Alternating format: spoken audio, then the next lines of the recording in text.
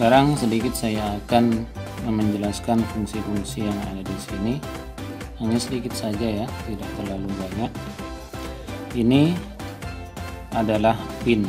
Pin ini dimulai dari 0 sampai 13. Namun yang biasa yang dianjurkan dipakai itu dari 2 sampai 13. Sedangkan untuk 0 dan 1 ini bisa digunakan untuk X dan RX, transmitter dan receiver, untuk pengirim dan penerima sinyal dari luar atau dari modul nantinya. Kemudian untuk pin ini, pin namanya pin digital, yang bisa kita gunakan untuk input dan output dari microcontroller ini. Untuk yang ada tanda-tanda tidalnya ini 3, 5, 6, 9, 10, 11 ini bisa digunakan untuk PWM.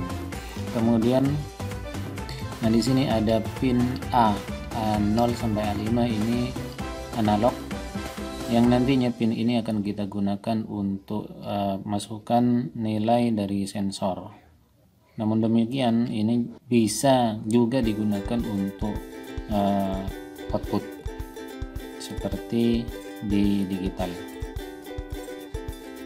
Kemudian di sini ada VIN, ground 5 volt, 3,3 volt. Untuk yang 3 volt ini outputnya 3 volt, yang 5 volt ini outputnya 5 volt. Kemudian yang ground ini adalah untuk groundnya. Kemudian ada ground lagi, di sini juga ada ground, di sini juga ada ground. Kemudian VIN ini digunakan untuk power dari luar, yang tegangannya itu bisa sampai 12 volt. Jadi board Arduino ini bisa menerima tegangan sampai 12 volt. Tapi jangan dimasukkan di 5 volt di sini, maka akan kebakar nantinya. Cukup teman-teman bisa memasukkannya di VIN di sini untuk yang lebih dari 5 volt, atau bisa langsung memasukkannya di sini. Kalau menggunakan adaptor yang 12 volt bisa dimasukkan di sini, karena di sini sudah ada regulator step down yang menurunkan dari 12 volt ke 5 volt, sehingga tidak berbahaya ke boardnya atau ke IC-nya. Kemudian di sini ini masukannya untuk yang 5 volt, biasanya dari komputer ke USB komputer. Ini adalah untuk tombol resetnya. Jadi kalau misalkan ada hang di sini bisa kita tekan. Nah, ini adalah otaknya. Ini menggunakan ATmega 328P yang deep. Ini bisa dibuka. Jadi kalau misalkan kita mempunyai project yang akan kita buatkan boardnya sendiri atau sistem minimumnya, maka kita bisa memanfaatkan soket ini. Jadi ini kita bisa cabut dan kita bisa ganti. Ini di toko-toko online harganya sekitaran 30 ke atas, dan kalau misalkan tidak ada bootloadernya harus di bootloader dulu. Perhatikan untuk memasukkannya, ini ada tandanya ya, jangan sampai salah, hati-hati jangan sampai patah kaki-kakinya karena nanti tidak akan berfungsi lagi.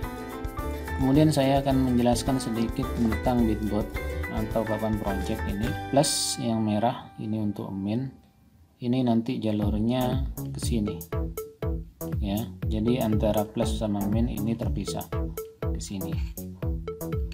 Kemudian untuk yang di dalam di sini ada ABCDE, FGHIJ. Nah, untuk kolom-kolom di sini ini bukan ke sini lagi, tapi nyambungnya ke sini.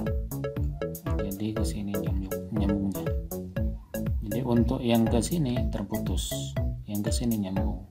Jadi kebalikan dari ini. Kalau yang ini ke sini terputus, ke sini nyambung.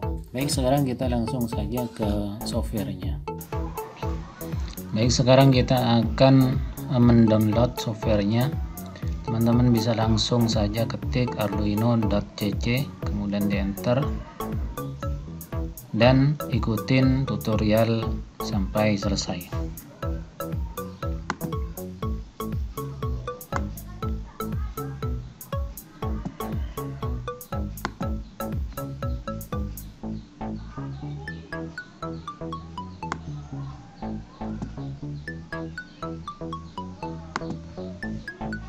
Versi yang terbaru adalah 18.12. Kita buka lewat ini.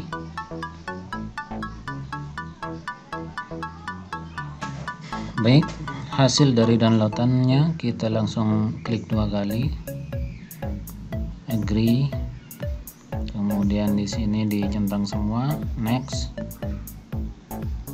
install.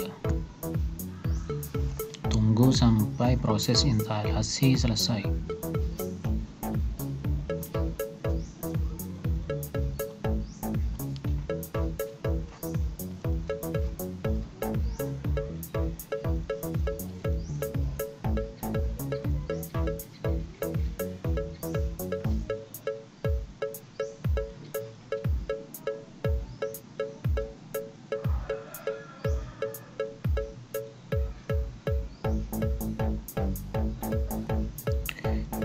Jika sudah selesai, close. Dan sekarang kita sudah mempunyai icon Arduino. Aplikasi ini yang akan kita buat untuk membuat sketch di Arduino IDE untuk mengisi perintah-perintah ke microcontrollernya. Sekarang bagaimana caranya kalau misalkan kita tidak mempunyai biaya atau kekurangan biaya untuk membeli board Arduino? Gampang saja, kita bisa menggunakan Proteus. Proteus ini digunakan untuk simulasi elektronik. Caranya teman-teman harus instalasi juga. Dan saya sudah menyertakan link di deskripsinya, teman-teman bisa langsung download. Nah, sekarang kita akan belajar bagaimana caranya menginstal Proteus 8 ini. Teman-teman kalau sudah mendownload di link yang sudah saya berikan di deskripsi, silahkan diklik 2 kali, kemudian tunggu seperti ini, langsung di next, kemudian next. Tunggu sampai proses instalasi selesai.